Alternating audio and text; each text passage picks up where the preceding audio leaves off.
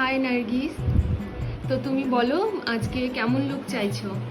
আমি একদম nude simple, আর তোমার যেমন আমার ভালো লাগবে আমার উপরে এরকম কিছু। আচ্ছা ঠিক আছে, চলো ও এমনিও দেখতে ভীষণ মিষ্টি, তো দেখা যাক ওর লুকসটা কেমন আসে।